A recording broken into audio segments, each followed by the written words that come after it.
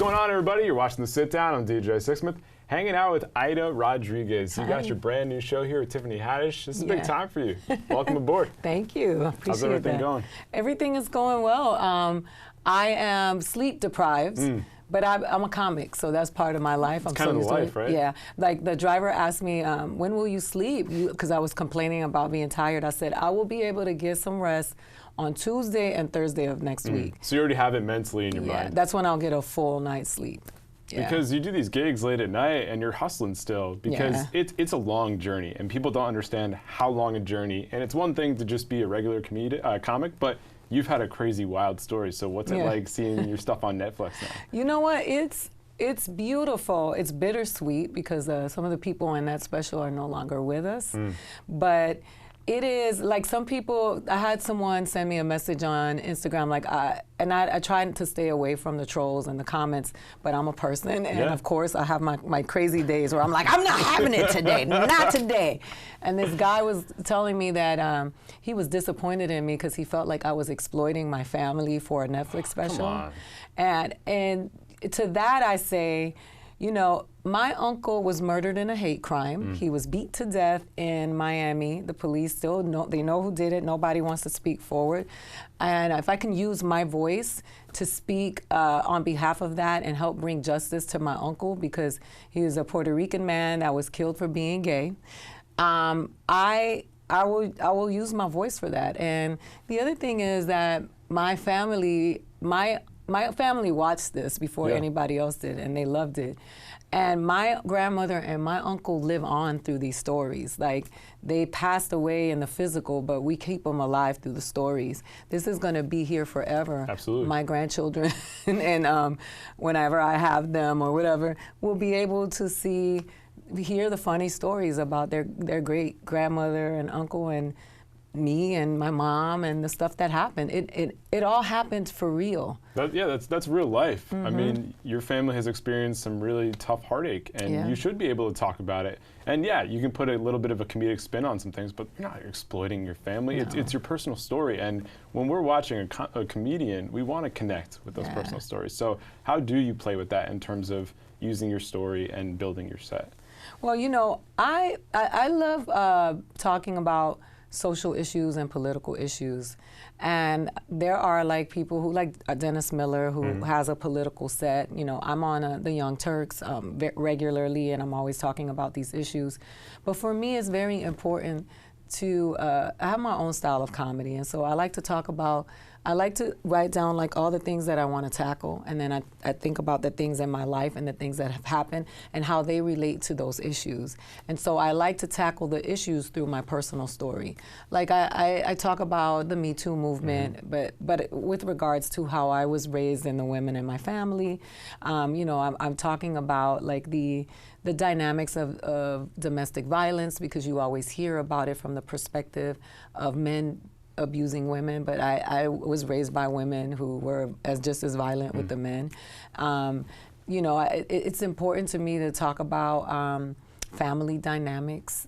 You know, a lot of children that get kidnapped by their parents, and people don't see being kidnapped by a relative as real kidnap, but it's very traumatic. You know, I was away from my mother, and look, I'm still talking about it because it was so like tough to be away from my mom, because that was my mom. And even though she was this young woman who was troubled and had some issues, I only wanted to be with her. So for me, talking about those things with regards to social issues, for me, creating a story that other people can relate to and say, I'm okay, you know, like that happened to me and I'm okay.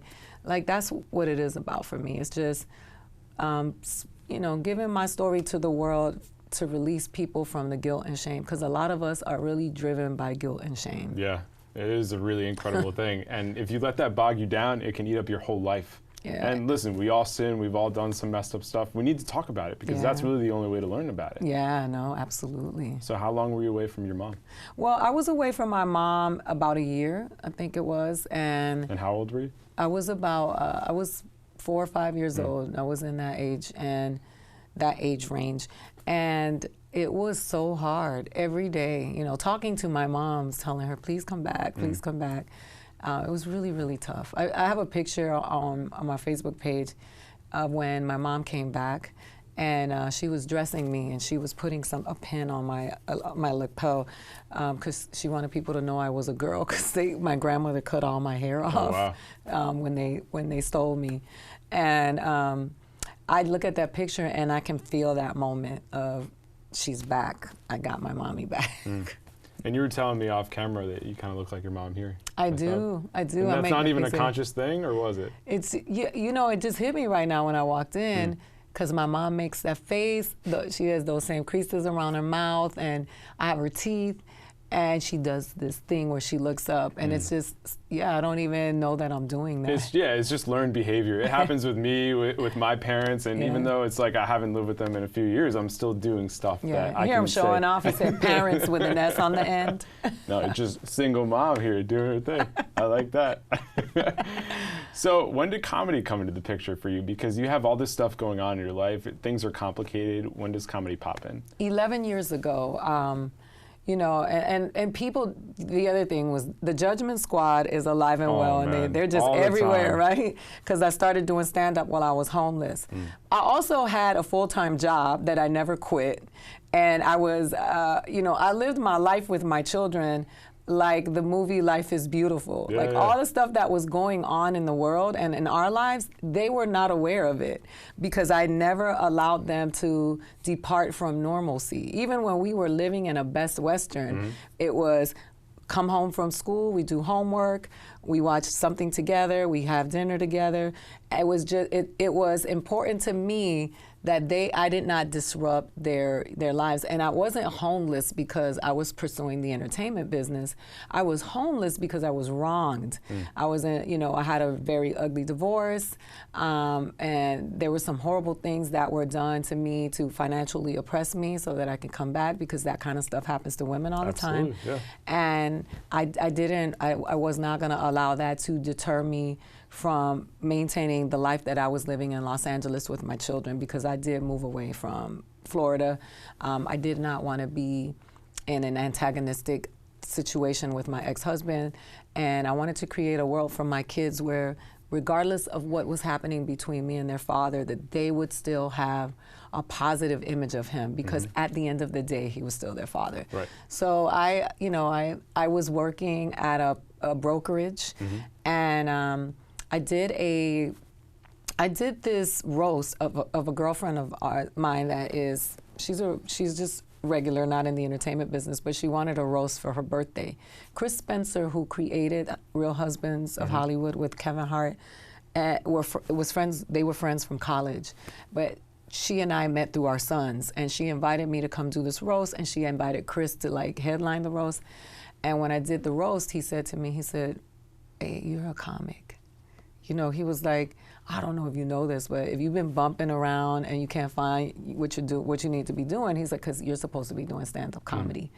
And he gave me a list of like open mics. And at that time, I went and did them because they were cathartic. It was like therapy. I was like a closet. Right, you're spilling it all out there. Undercover like comic. And it was when I did it, I was like, oh wow, like it's like a movie, like magic. And I was like, I don't ever want to stop doing this. And I never did.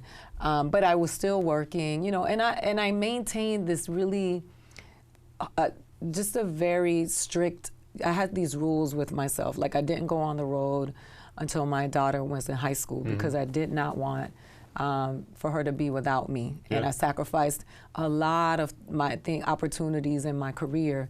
I felt that if I honored them, that God and the universe would honor me, and that's what happened. But to be really honest, I wanted to be a stand-up comedian when I was little. I used to sneak and listen to Richard Pryor, because I would get in trouble because he was cursing in my family. He was on the no-no list there. And I was like, I want to do that. And you know, my mom would tell me, you can't do that. Girls don't do that. That's nobody will ever want to marry you if you do that. And I was like, why is marriage so important? You guys are stabbing and shooting people. Like, why does that matter?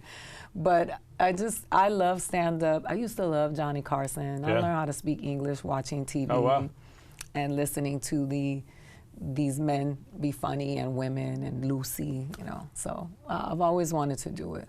And those were the gatekeepers at the time. Like, you went on Carson, and then your whole life changed. And now it's so different. But even just thinking back to that time, like, there's some really nostalgic things you can kind of put in perspective there. Now celebrities go on late night shows and help the late night hosts go viral. Yeah, which is like, it's weird how it's twisted like Yeah. that. And it's like, you're probably going to find it on YouTube as opposed to watching Fallon on NBC. You know? I mean, if you want a millennial to watch your set, you better do Fallon, because it's going to be on the internet. Right, you're going to have fun with it. Or if you're James Corden, like, you're doing a bunch of stuff on YouTube. Like, that's the way you're cutting through. And even with Netflix, like, this is awesome because it's all over the world. You know, and you can watch it at any time too. So I'm sure that's interesting because, like, when you first started, it's just the audience that you're dealing with. Yeah. And now you have no idea who's potentially watching your stuff all around the world. Yeah, I've had like all these celebrities sending me DMs and saying, I watched your story, I think the world needs to hear your voice, which has been very, very humbling. The funny thing is that I get all these messages of love and positivity, and I watched it, and then this really angry lady in Brazil saying Netflix is not available here. I was like, how is it possible that one woman would find Can we hook her up, please, Netflix? I know, I want to send it to her. I was like, can I strip it and send it to her? So what did the early days look like when you were doing open mics? You weren't traveling until your daughter was in high school. How were you building this whole comedy thing out? You know, I wanted to build the set. I wanted to build the comedy. I listen so much to what was going on in the world and how much women in comedy had to face. Yeah. You know, when I started doing comedy, it wasn't the time that is now. The internet wasn't what it was. And it was really hard to get on stage as a woman of color. And I really made a pact with myself that I wanted to be known for my stand-up. I'm a purist. Like, I didn't want to be known for a gimmick. I don't want to be music or, you know, sketch, or I wanted to be known for my words. So that was a time for me to really do a lot of writing because I really wanted to build a solid set of real stand-up. I'm studying. And it was great for me because I lived in the lab and I would perform locally in Los Angeles. I hosted shows. I had a show in San Diego for like 2 years. And I was really able to develop. So for a lot of comics are always like, why not me? Why is this person famous? Why is it taking me so long? I had an epiphany the other day because I was watching something that someone wrote about me. And I was like, wow, I'm really a stand-up comedian now. And people were celebrating the way I crafted my set, my story. And I was like, all those years in the lab really paid off. And someone once told me that Jay Leno says, it's never too late, but it can be too soon. And I feel that now more than ever, that all those years where I thought that I wasn't getting an opportunity was just preparation for the opportunity, and it really feels good. And you're battle tested too, from all the stuff you went through with your family, with your kids. Like, even the stuff with the comedy world, like, none of that compares to what you actually went through. Oh, you know? You can't beat me then. No, you know, like, a comment's not bringing you down. You're like, listen, I went through divorce. Like, I was doing this with my kids. Like, I've been through the whole modeling thing, too, which was pretty wild for you. I mean, like, none of this stuff even comes close to that. No, and modeling, you know, like where I come from, because I come from such a lower socioeconomic background, that where I grew up, an opportunity to become a model was like a ticket out, you know, and it was like, wow, here it is. And then it didn't happen. And it was like, okay, back to the drawing board. But the truth is that my heart wasn't in it. Like, I was really good at the runway. I won competitions. I got signed by IMG. I was signed by, you know, agencies in Miami, and that people who, you know, the agents are probably dead now. Like, just like old white dudes or old that were running the show. Yeah. But I just, you know, I remember being a comedian, a model, and still being the funniest person around, or always finding a joke. Or, you know, I fell on the runway in this club called The Moon in Tallahassee when I was doing a show. And everybody was devastated, all the other models. And I was like, girl, this actually made this show not boring. Like, it's a bunch of hungry chicks walking up and down the runway. And finally somebody broke it with a fall. And then I looked hungry as hell. It was the best thing that ever happened, because for the rest of the night, like, all the people that were in the audience would come to me and were like, you are so funny, you were dynamic. Yeah, break the tension a little bit there. Yeah, just make it a normal, fun situation. And I hated the outfit I was wearing, so when man. it tore, I was like, yes, I can take this off. So you mentioned that time in the lab, you're doing your thing for a couple years. Who were some of the people early on that believed in you, that kind of helped you push things forward? Oh man, Chris Spencer. I had to thank Jamie Foxx because Jamie Foxx gave me a voice on his Foxhole radio station. I would do shows. I mean, I was on a show with Jamie Foxx, and Ed Sheeran was on that show. I just heard this whole Ed Sheeran Jamie Foxx story. I never knew that he like stayed in his house. Yeah, I didn't know. Yeah. We didn't know who Ed Sheeran was. Just this random dude. And he was like, this guy is amazing. He sang on the show. I was on that show, on that panel. And, you know, like, it was just dynamic because being in that setting, I was able to get a hold of all of the places where I could go do stand-up and make contacts with people that would give me stage time. You know, there are quite a few people. Tiffany and April Macy are like my mentors in comedy. They taught me, you know, April is really the strong writer. Like, she taught me joke structure, you know, how to build a set. You know, I went on tour. I met her in Korea. I was doing a military tour, and she was late because she lost her passport, and when she closed the show. So she had flown for like 16 hours, got off a plane, was driven straight to this military base, changed in the dressing room, went on stage, and ripped this audience. And I was like, I want to be like her. And we've been friends ever since. So those, you know, there were quite a few people that really gave me an opportunity. Like Kim Whitley, who's an actress, had a show with Buddy Lewis. They would give me stage time. The Hollywood Improv is where I really started, and they would give me, Rita was like, you got to get on stage. And I remember being really new, and I did this show with these boots that came up to here, these Timberland boots. And I was so new. I was finding my way in comedy. When I got off stage, she was like, don't you ever wear those boots again. Oh, wow. Because everybody was looking at the boots, and the comedy wasn't strong enough that it was a distraction. And then later I learned that above all things, the jokes are what matter. Absolutely. And that's the thing that's annoying when it comes to men and women. It's like, if I were to wear those Timbs, nobody's talking about that, you know? And I talk about this with my fiance all the time. It's that we should just focus on the work. Showing off again. You got parents with an S on the end, and a fiance. I gotta rep it. Your life is amazing. No. But in all seriousness, it's like, even in 2019, we're still dealing with this BS. And I dealt with it on Last Comic Standing. It was a big old to-do about my yellow dress. And, you know, people were saying things like, she only got passed to the next level because she's pretty, or, you know, she only got passed because she's got a yellow dress. And, you know, pretty is subjective. It's all, you know, I was in Asia, and someone told me that in Asia I was ugly. Oh my gosh, come on. And it was hilarious in Korea because they were like, because you dark and you tall and you big, and it was just, it's all relative. So, but yeah, I got she's only made it because of the dress. Keena Ivory Wayans has a thing for her. She opened for Russell Peters. There was nepotism.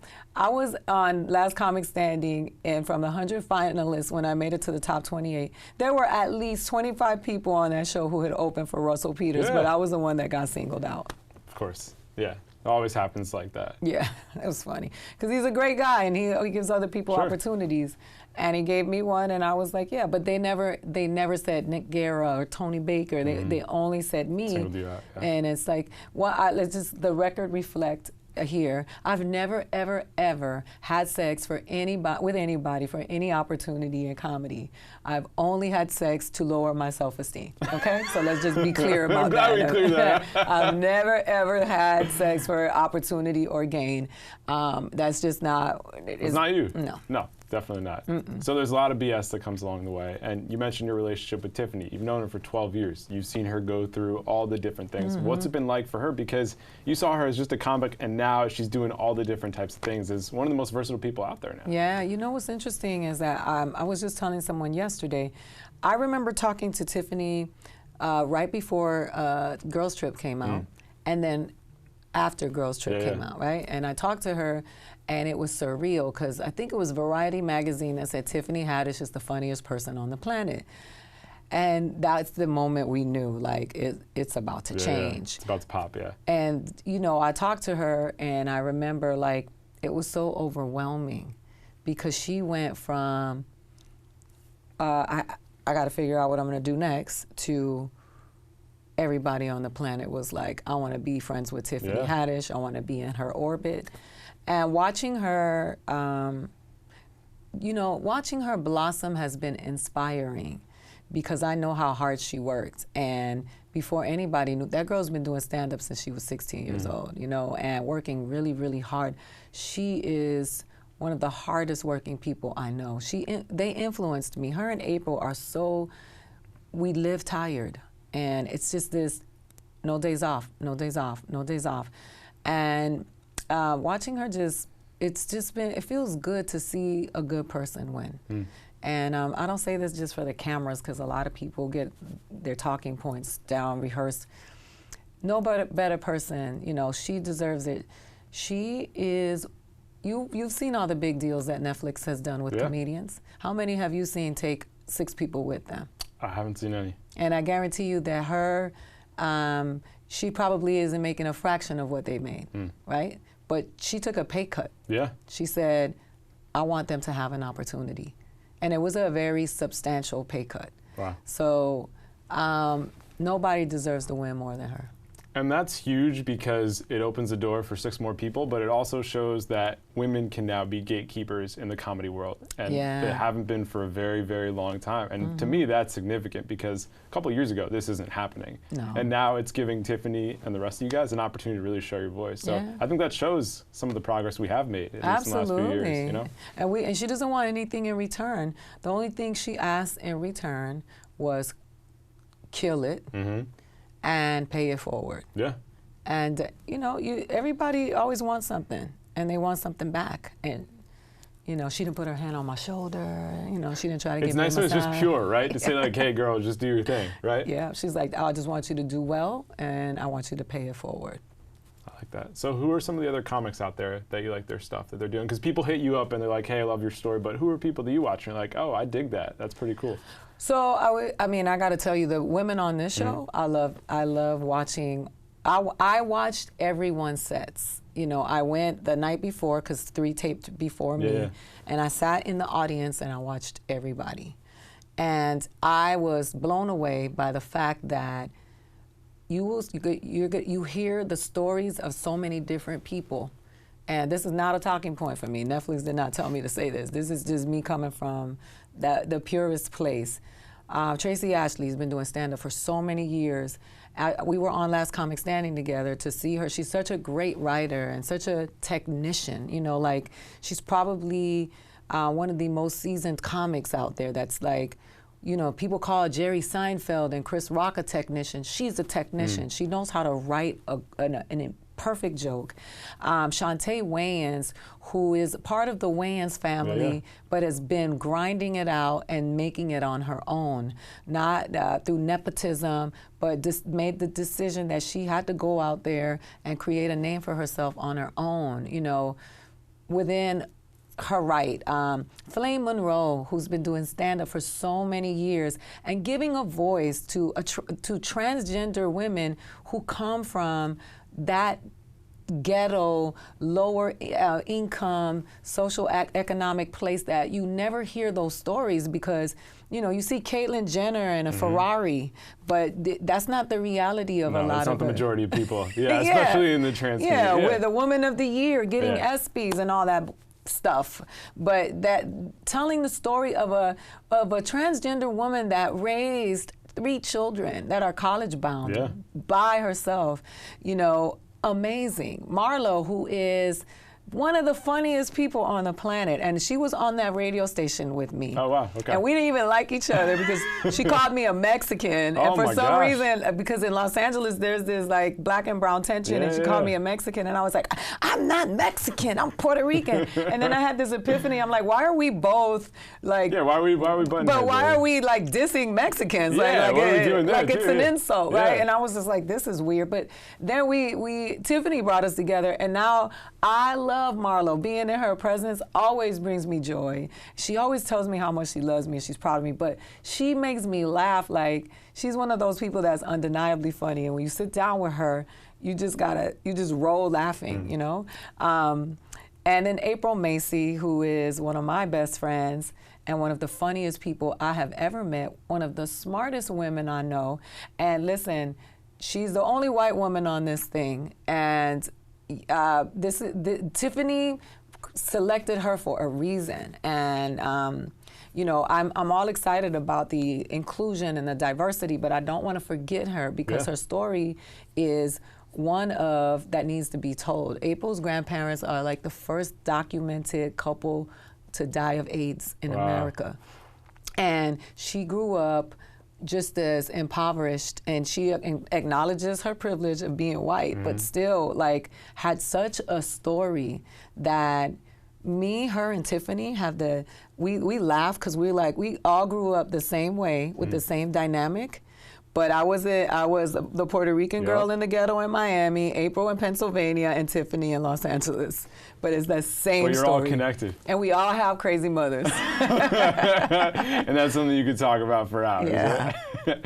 So what are some of the other goals for you? Because obviously, like, this is a huge deal, but I'm sure there's other things you want to do. So what are some of the other things? I want to do a TV show based on my family. And I want to write movies because movies, that's my first love. I want to be a movie actress. I want to do some dramatic roles because I really, that's what I moved to Los Angeles initially. That was the original goal. Yeah, I wrote a play. I wrote a script for the Sundance competition, and it made it like to the next phase. Oh, wow. And I bought my tickets and moved. So I was like, I'm gonna make it. I'm here. I got it. Sundance is looking at me, and then you're like, oh, okay, this is how it goes. Yeah, they want their rent money. How about that? So I moved to California because I was like, I'm gonna write the roles that I want to play, and so I want to do that, and I want to do this. I want to create opportunities for other people as well.